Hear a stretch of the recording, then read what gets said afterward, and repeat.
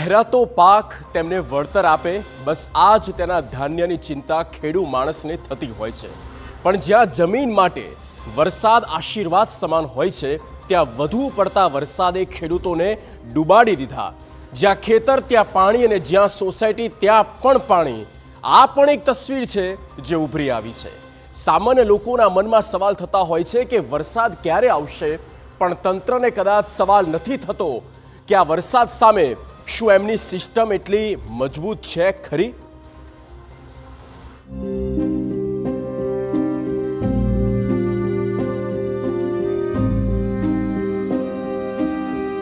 ઉતરતે ઉનાળે ગરમીથી ઢંકાયેલા લોકો કહેતા કે હવે તો વરસાદ જોઈએ, પણ આ કુદરત તો અહીંયા આશીર્વાદ નહીં પણ પરીક્ષા લેવા આવ્યું હતું।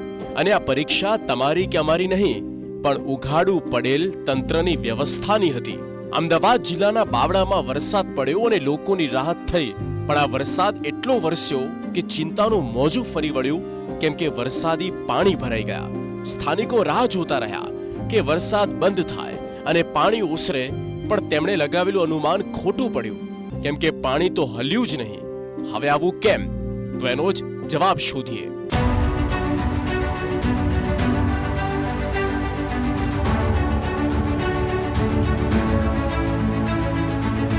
પહેલા જરા કલેક્ટરનો જવાબ સાંભળો, પછી તમને આગળ બતાવીએ।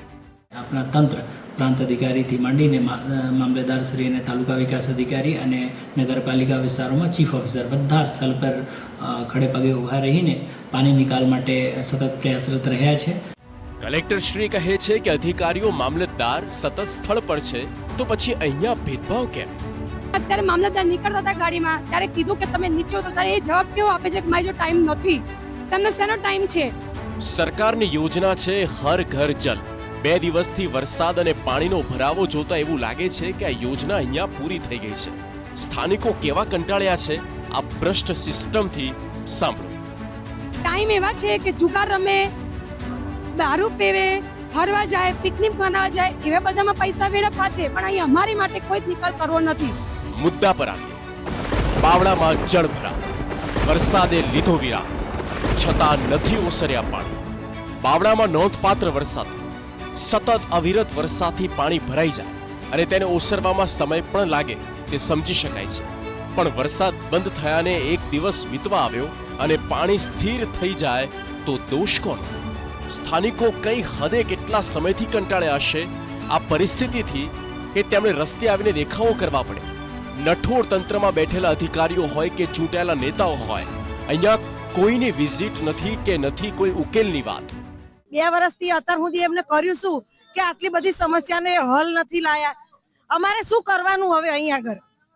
તો આ રોષ અત્યારનો નથી, આ 2 વર્ષનો તંત્રના પાપનો હિસાબ છે। રત્નદીપ સોસાયટી અને પદ્માવતી ફ્લેટના રહીશો હેરાન પરેશાન થઈ ગયા છે। સોસાયટીના રહીશો રસ્તા પર આવીને બાવળાથી ધોળકા જતો રસ્તો રોક્યો, વાહનો રોક્યા અને હોબાળો કર્યો।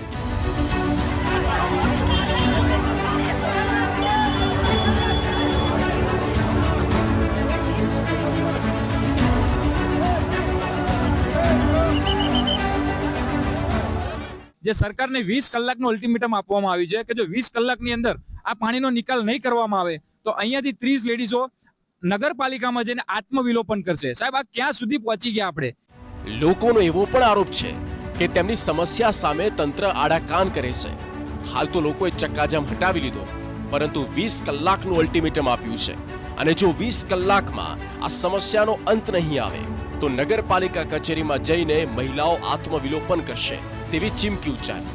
આ મામલે કલેક્ટરનો દાવો છે કે ઘણી જગ્યાએ પાણીનો નિકાલ થઈ ગયો છે અને જ્યાં બાકી છે ત્યાં કામ પ્રગતિમાં છે। જેસીબીની મદદથી પાણી કાઢવાની કામગીરી થઈ રહી છે। ઘણી બધી જગ્યા પાણી કાઢી પણ નાખ્યા છે અને હજુ પણ અમુક જગ્યાઓ પર પાણી ભરાવેલા છે।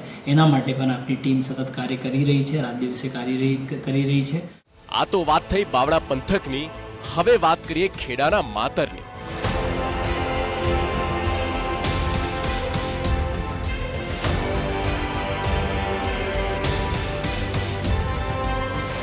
ખેતરો બન્યા સરોવર, હજારો વીઘા પાક નિષ્ફળ, ડાંગરનો પાક ધોવાયો। પ્રથમ દ્રષ્ટિએ જોઈએ તો તળાવ કે સરોવર લાગે, પણ આ ખેડાના માતર પંથકના ખેતરો છે. ખેતરોમાં જે 2 દિવસ પહેલા પાક લહેરાવા જઈ રહ્યો હતો તે અત્યારે પાણીમાં ધોવાઈ ગયો છે.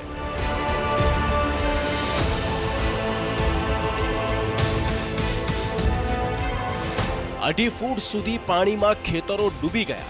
આ કુદરતે આપેલી સજાને તંત્રના પાપે ખેડૂતો ભોગવી રહ્યા છે. પાણી સાહેબ ઘણું બધું ભરાઈ ગયું છે અને લગભગ 300 વીઘામાં પાણીનો ભરાવો થયો છે. 2-2.5 ફૂટ સમા પાણી ભરાઈ ગયા છે અને એ પાણીમાં ડાંગરનું વાવેતર કરવામાં આવેલું છે. ખેડા પંથકના ખેડૂતો રાહમાં હતા કે સારો વરસાદ થાય જેથી કરીને પાકને પૂરતું પાણી મળી રહે, પણ આ જ વરસાદ મોટી મુસીબત બની ગયો છે. માછીએલ, અસલાલી, ગરમાળા સહિતના ગામના ખેતરોમાં કેડ સુધીના પાણી ભરાઈ ગયા, જેના કારણે હજારો વીઘામાં વાવેતર કરાયેલો ડાંગરનો પાક સંપૂર્ણ નષ્ટ થઈ ગયો. મહિના પહેલા કરેલી ખેડૂતોની આ મહેનત છે તેની પર પાણી ફરી વળ્યું છે. આ ખેતરોને જોતા કોઈ વિકલ્પ દેખાતો નથી. આ પાક તો ધોવાયો છે, પણ આ નુકસાની ખેતરોમાં થઈ છે. ખેતરો સુકાશે નહીં ત્યાં સુધી કોઈ બીજી રોપણી થઈ શકશે નહીં. આ ધરતીપુત્રો હવે સરકાર પાસે યોગ્ય સહાય ચૂકવવાની માંગ કરી રહ્યા છે, જેથી તેમને થયેલા નુકસાનીમાંથી તેઓ બહાર આવી શકે.